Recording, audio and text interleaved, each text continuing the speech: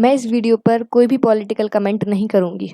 मैं सिर्फ़ और सिर्फ़ आपको कुछ डेप्थ में बेसिक कैलकुलेशंस बताऊँगी कि प्रॉब्लम कहाँ है और देश का किसान कहाँ-कहाँ सर्वाइव कर रहा है और कैसी-कैसी कंडीशन में सर्वाइव कर रहा है। किसान की ज़िंदगी हम सबसे कितनी अलग है और कितनी मुश्किलों से भरी है। जैसे हम सब जानते हैं कि भारत एक कृषि प्रधान देश है। दुनिया में जब से एग्रीकल्चर रिवॉल्यूशन आया है, कृषि क्रांति आई है, तब से ही तो हमारी जीविका आगे बढ़ी है। लेकिन हमें देखने को मिलता है कि कृषि क्षेत्र में ज़्यादा कुछ विकास नहीं हुआ है। तो आज हम इसी मुद्दे पर बात करेंगे और इस वीडियो को पूरा देखें, ज़रूर आपको बहुत कुछ जानने को मिलेगा। Derpity derp derp derp derp derp derpity derp hello derp derp अरे भाई कहाँ है सबके सब derp ये जो डेटा आप स्क्रीन पर देख रहे हैं, इसको कलेक्ट करने के लिए मैंने एक छोटे किसान की मदद ली है। तो जो ये सामने दिया है डेटा, अब हम इसको थोड़ा-सा एनालाइज़ करेंगे। तो अगर हम 1 एकड़ खेत की ज़मीन के हिसाब से कैलकुलेट करें, तो उसमें 10 से 20 क्विंटल उपज होती है। तो इस 20 क्विंटल का मिनिमम सपोर्ट प्राइस मतलब न्यूनतम समर्थन मूल्य कितना होगा? 38,500। तो ये तो हो गई किसान की मेहनत की कमाई। अब हम देखेंगे इसके पीछे, मतलब उसने कितना पैसा लगाया होगा, उसके बाद उसको 38,500 मिले। किसान के खून पसीने और मेहनत की कमाई है ये 38,500। तो शुरू से बात करते हैं। अगर खेत की जुताई करानी है तो उसमें कम से कम 800 से 900 रुपये लगेंगे एक एकड़ के लिए। खेत की बुआई मतलब कि बीज लगाना, उसके लग जाते हैं 1,000 रुपये। खेत की निदाई मतलब कि कचड़ा अलग करना, तो उसके लग जाते हैं 1,000 रुपये। अब आते हैं हम सिंचाई पर। तो सिंचाई में हम पानी, बिजली अगर इन सबको मिलाएं तो कम से कम 5 से 7,000 का खर्च आता है।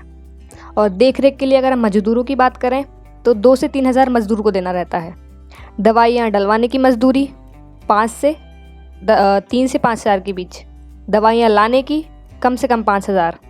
और अगर किसी किसान के पास ट्रैक्टर होता है तो उसका डीजल किराया लगेगा। अगर ट्रैक्टर नहीं रहता है तो फिर किराया प्लस पेट्रोल वो दोनों देना होता है। तो कम से कम 500 से 1,000 रुपये उस चीज़ के लग जाते हैं। फसल की कटाई के लिए 1,500 रुपये पर एकड़। और जो हमने बीज लगाए हैं उसकी बीज की खरीदारी के रुपए कम से कम 5 से 8,000 रुपये लग जाते हैं। और खाद के लिए जैसे यूरिया, सुपर, सल्फर, इन सब के आप जैसे डेटा में देख सकते हैं 1,000, 1,500, 600 ऐसे कम से कम पैसा लग ही जाता है। और यहाँ वहाँ कभी डीजल पेट्रोल में हमेशा निकल जाता है। तो टोटल अगर हम लगाएं तो कम से कम 35,000 से लेकर 38,000 तक किसान ऑलरेडी खर्च कर चुका होता है। आपको ये जानकर हैरानी होगी कि ये सच है कि भारत के किसान की कमाई बहुत कम है। कहे तो किसी भी सरकारी या प्राइवेट किसी भी अफसर, नीचे से नीचे स्तर के अफसर से भी कम है। अगर हम इस कैलकुलेशन के हिसाब से देखें तो मात्र 500 से 2,000 ही बच रहे हैं उसके पास।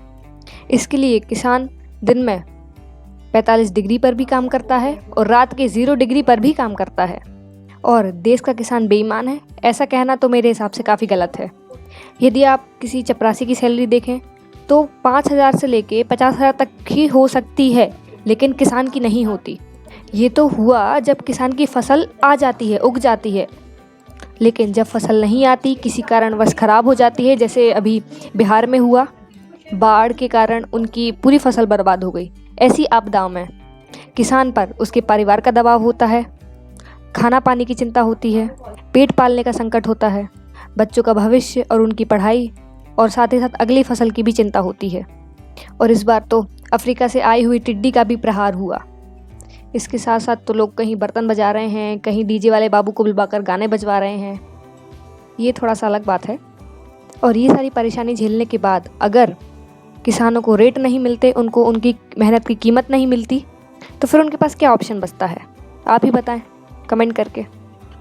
तो अगर इसके साथ साथ किसान को टैक्स देना पड़ जाए तो फिर क्या होगा? तो फिर किसान की चिंता क्या क्या होती हैं, थोड़ा सा इस पर नज़र डालते हैं कि बच्चों की ज़िंदगी सुधार पाऊँगा कि नहीं, परिवार को सुख रख पाऊँगा कि नहीं, बच्चों को आज खाना खिला पाऊँगा कि नहीं, बच्चों को इस दिवाली या किसी भी त्यौहार पर कुछ दे पाऊँगा कि नहीं, बच्चों के स्कूल की फ़ीस दे पाऊँगा कि नहीं। वैसे तो आज हम किसान की जगह पर नहीं हैं।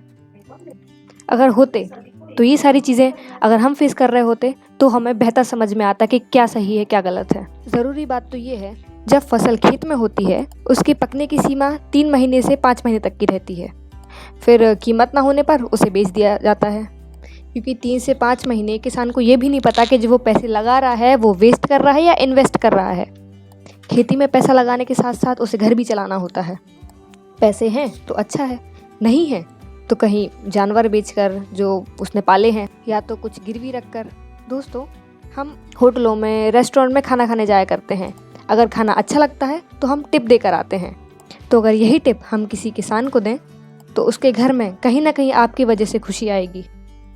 जैसे हमारे माँ बाप हमें पूरी खुशियाँ देना चाहते हैं, वैसे ही किसान का भी परिवार होता है, वो भी यही चाहता है कि उसका परिवार सुखी हो। दोस्तों, हमारा घर बार व्यापार जो आगे बढ़ रहा है कहीं ना कहीं उसमें एक किसान का हाथ ज़रूर है। इसी के साथ #सपोर्ट इंडिया, #सपोर्ट किसान, #सबका ओपिनियन, इस ट्रेंड को चलाइए, देश को आगे बढ़ाइए। अगर ये वीडियो अच्छा लगा हो तो लाइक करें, शेयर करें, सब्सक्राइब करें और ज़्यादा से ज़्यादा लोगों को शेयर करें, ताकि आपके साथ साथ सब जान पाएँ कि देश में हमारा किसान कितनी मेहनत कर रहा है। और एक बार फिर से ये वीडियो पॉलिटिकल मुद्दे को बढ़ावा नहीं देता है। आपको जानकारी देनी थी, इस वीडियो के माध्यम से मैंने आपको जानकारी दी है। Keep supporting me, keep sharing this video. Thank you so much.